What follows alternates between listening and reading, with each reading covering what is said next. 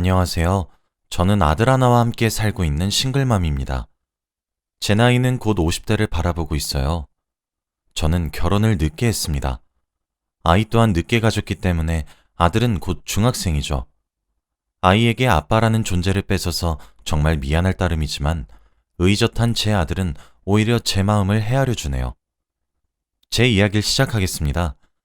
이혼한 남편은 참 염치가 없는 사람이었어요. 저는 이번에 이혼을 하면서 두 번 다시 남자를 못 믿을 것 같다는 생각을 하게 되었어요. 저희 부모님은 우아하시고 지적이십니다. 외가도 그렇고 친가도 그렇고 집안 전체가 배우는 것을 좋아해요. 친척 중엔 사자 직업을 가진 분들이 많을 정도입니다. 저희 집은 어렸을 때부터 항상 거실에 책이 놓여 있었어요.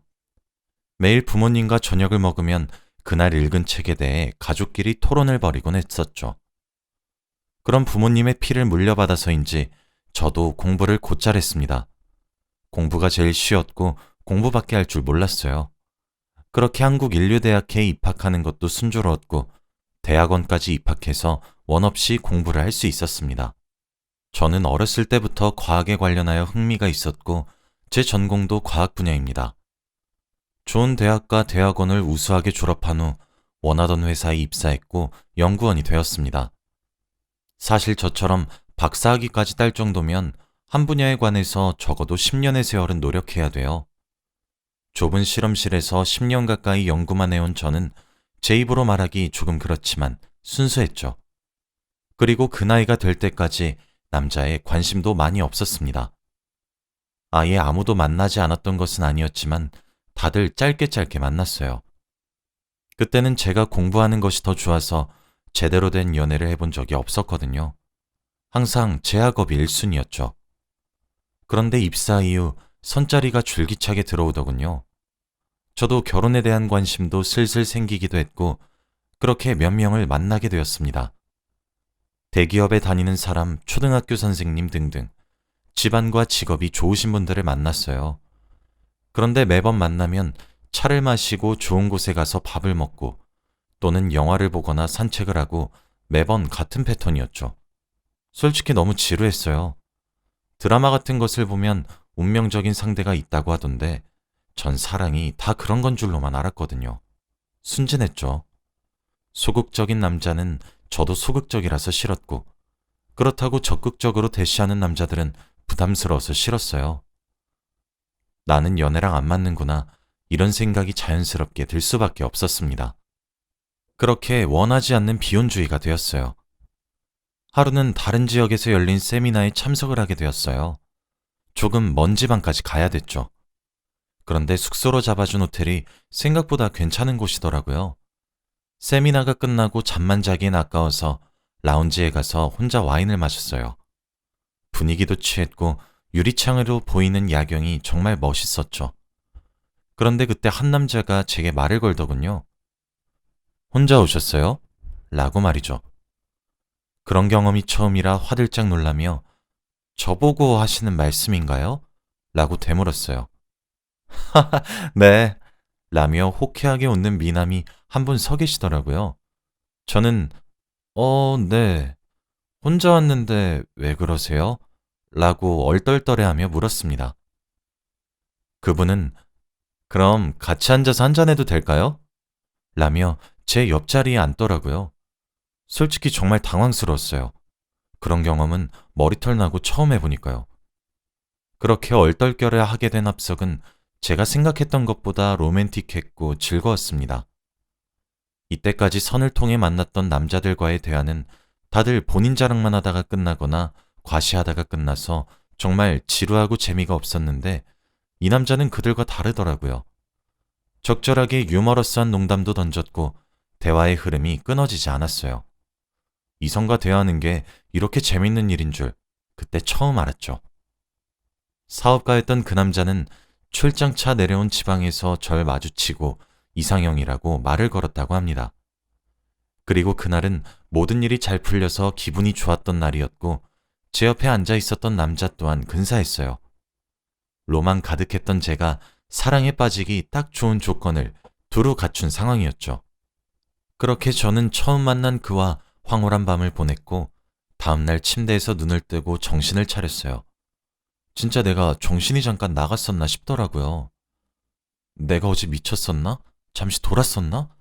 하며 살금살금 방을 빠져나가 제 방으로 돌아가려고 했어요. 조심스럽게 움직였는데도 제 인기척이 느껴졌는지 뒤에서 저를 껴안고 사랑을 속삭이더라고요.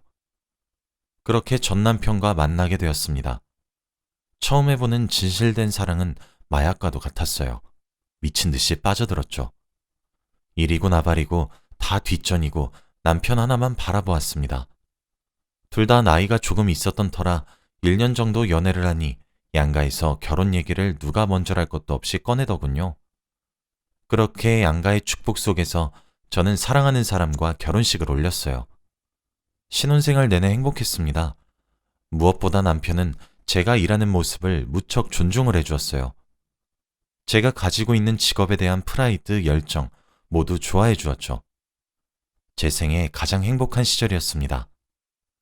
우린 늦은 나이에 결혼했지만 조급하게 살지 않기로 했어요.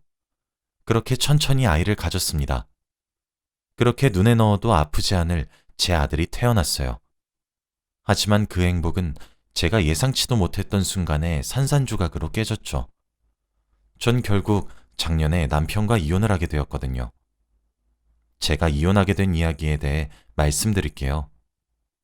그날은 제게 앞으로 벌어질 일을 하늘이 미리 알려줬던 것인지 하늘에 구멍이 뚫린 것 마냥 비가 미친 듯이 내렸던 어느 가을 날이었습니다.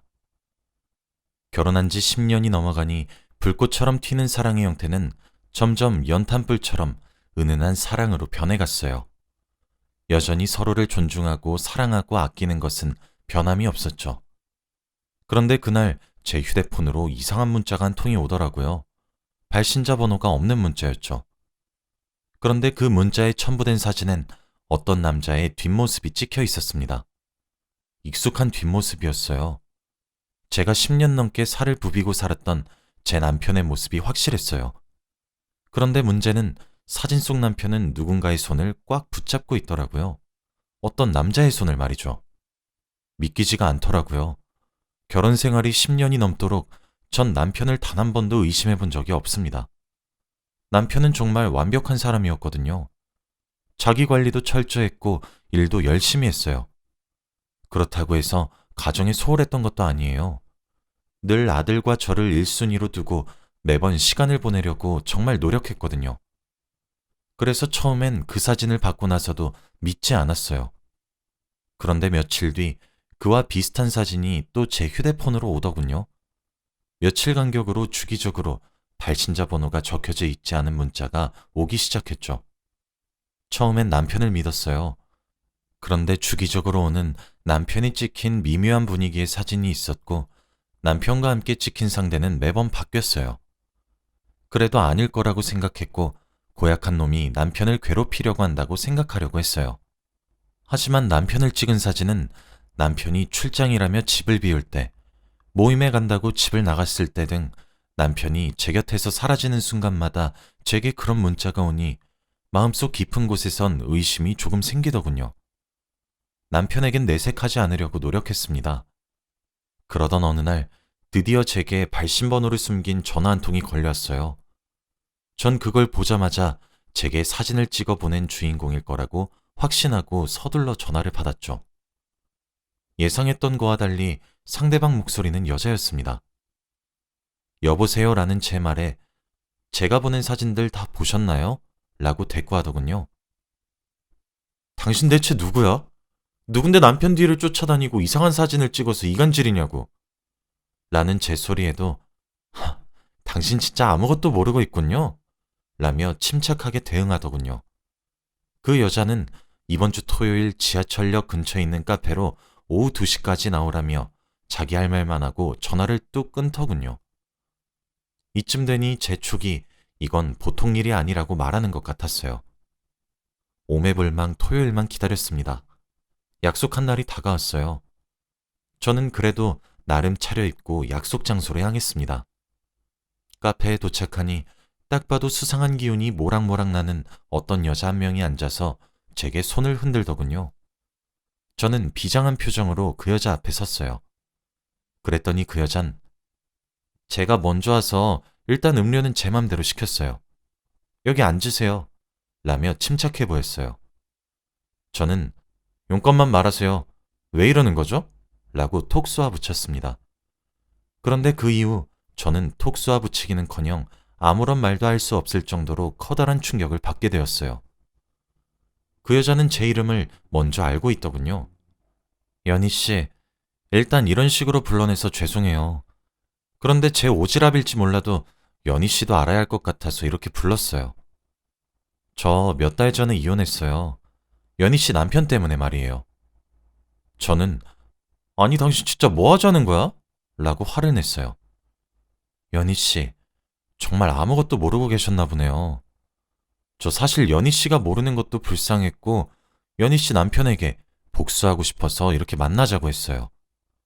연희 씨는 몰랐겠지만 그쪽 남편, 남성과 여성에게 모두 끌림을 느끼는 사람입니다. 라고 하더군요. 저는 정말 너무 놀라서 입이 떡 벌어졌어요.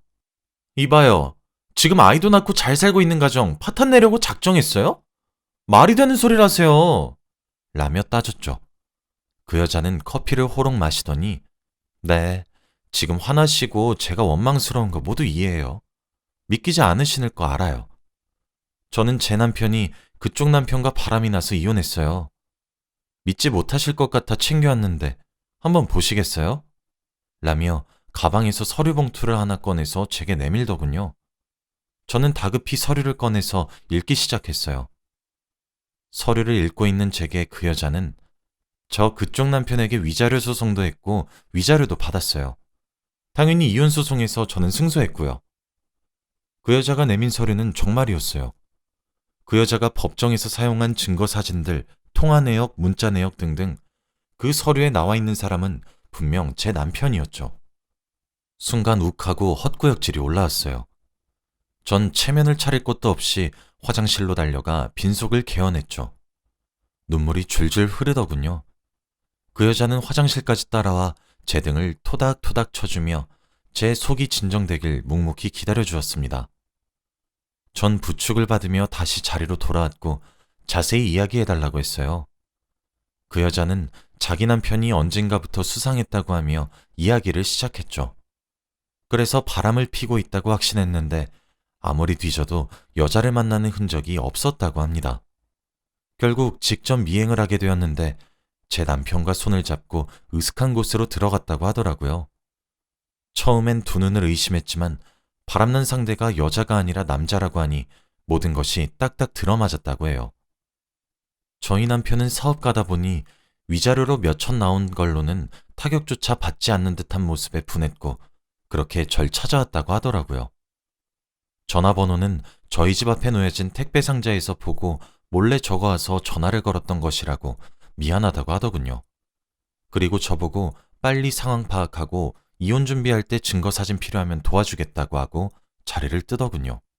제게 연락처 하나만 남기고 말이죠. 정말 뭐가 지나간 건지도 모르겠고 머릿속이 너무 혼란스러웠어요. 일단 집으로 돌아 침대에 누워 있었습니다. 아무것도 모르는 아들은 아프냐며 곁을 맴돌더군요. 시간이 지나자 남편이 집으로 돌아왔어요. 기운 없어 보이는 제 모습에 남편은 여느 때와 다름없이 다정하게 제게 다가와 걱정을 하더군요. 역겨웠습니다. 그날 밤 남편이 잠에 들기 기다렸어요. 전 사실 남편의 휴대폰을 한 번도 본 적이 없습니다. 의심한 적이 없었으니 당연한 이야기겠지만요. 하지만 남편의 휴대폰은 그야말로 판도라의 상자였어요. 사진첩에 들어가니 정말 입에 담기 힘든 사진들과 동영상에 그 여자의 말이 맞더군요. 여자도 만나고 남자도 만났어요. 남편의 메신저 내용 또한 추잡스럽기 그지없었습니다. 심지어 즉석 만남 어플리케이션까지 깔아 낯선 사람들과의 일탈도 즐기고 있더라고요.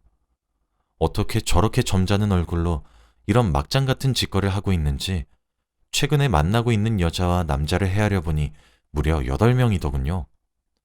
모든 메신저와 즉석 만남을 수락하는 대화, 사진, 전화번호 가리지 않고 모두 제 휴대폰으로 촬영했어요. 그러고 생각해보니 휴대폰도 이 지경인데 블랙박스도 한번 봐야겠더라고요. 남편은 본인 명의 자동차가 3대가 있어요. 그 새벽에 지하주차장을 헤매며 3대의 자동차 블랙박스를 모두 확인했습니다. 2주 정도의 기록만 있었지만 3대의 자동차에서 골고루 증거물들이 나오더군요. 여자 남자 가릴 것 없이 말이에요. 그날 제 마음이 얼마나 찢어졌는지 모릅니다. 배신감은 이루 말할 수 없었고 정말 죽여버리고 싶더군요. 차라리 여자 한 명과 바람을 폈던 거길 바랬어요. 그럼 용서할 수 있을 것 같았거든요. 제가 조금만 더 관심 있거나 의심을 했다면 언제든지 알 수 있을 정도로 숨기지도 않고 있더군요. 그동안 몰랐던 제가 오히려 한심했습니다. 저는 블랙박스 안의 영상들 모두 제 메일로 보냈어요. 그리고 집으로 조용히 올라와 자고 있는 아들을 깨웠습니다. 아들은 칭얼거렸지만 곧 일어났어요. 저는 옷을 챙겨 입히며 조용히 하라고 말을 한 뒤 바로 간단히 짐을 꾸려 친정으로 갔어요. 새벽에 초인종을 누르는 제 모습에 부모님은 놀라며 나오셨어요. 부모님이 나이가 많으셔서 진실을 말하는 것이 참 고민이 되었습니다. 혹 충격을 받으셔서 쓰러지시게 될까 싶었거든요. 고민 끝에 아들 먼저 방에 들여 보내 재운 뒤 부모님께 충격받지 마시라고 하고 제게 일어났던 일들을 말했습니다. 어머니는 충격에 아무런 말도 못하셨고 아버진 노발대발 화가 나셨어요.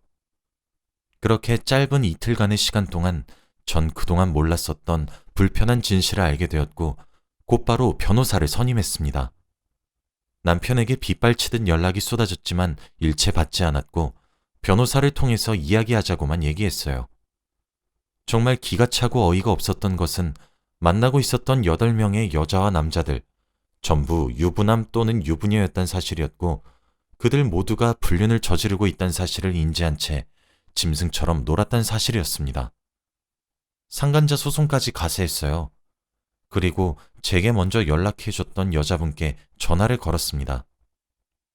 저 김연이에요. 덕분에 이혼 소송합니다. 알려줘서 고마워요. 라고 했더니 미안해요. 라고 전화를 끊더군요. 솔직히 제가 이혼 소송을 하고 앉아있으니 그 여자분의 심정이 100번 1000번 이해가 되었습니다. 남편과 불륜을 저지른 사람들 모두가 가정을 가진 유부남과 유부녀였다고 했잖아요. 저도 알려주고 싶더군요. 복수하는 거냐고 뭐라고 해도 솔직히 할 말 없는 게 어느 정도 복수는 맞으니까요. 8명의 상간자 소송을 진행하면서 그들의 가정에 핵폭탄을 하나씩 두었습니다. 그래도 이성이었던 사이에서는 일반적인 불륜이었지만 동성이었던 사이에선 저처럼 풍비박산이 났겠죠. 그렇게 전 어마어마한 위자료와 합의금을 받았고 양육권과 함께 이혼소송에 승소했습니다. 아직 아이에게 완벽한 진실을 알려주지 못했어요. 차마 너의 아빠가 알고 보니 이 여자 저 남자 다 건들고 다녔던 인간 이하의 남자라고 못하겠더군요. 하지만 은연중에 남편의 잘못으로 저희가 떨어져서 산다는 것을 알고 있는 눈치인지 잘 받아들이는 듯 합니다. 아이에게 아빠의 자리를 뺏은 건 정말 미안하지만 그런 아빠라면 차라리 없는 게 좋을 것 같기도 해요. 남편은 그 이후로 가끔씩 제게 연락을 해오고 있습니다. 아무래도 저희 사이에 아이가 있다 보니 참 이혼이란 게 깔끔하게 끝나진 않네요. 저는 아마 2번 다시 남자를 믿지 못할 것 같아요. 이제서야 모든 소송이 끝났고 저와 아들의 일상이 조금 안정을 되찾았습니다. 이런 이야기를 참 어디 가서 할 수 없어 이렇게 하소연을 하게 되었네요. 제 긴 하소연을 들어주셔서 감사합니다. 저도 언젠가 이 상처를 딛고 일어나서 다시 행복하게 살 수 있을까요? 부디 제가 잘 극복하길 응원해주세요. 긴 글 읽어주셔서 감사합니다. 여러분 가정에는 항상 행복과 평안이 가득하길 바라며 글을 마칩니다.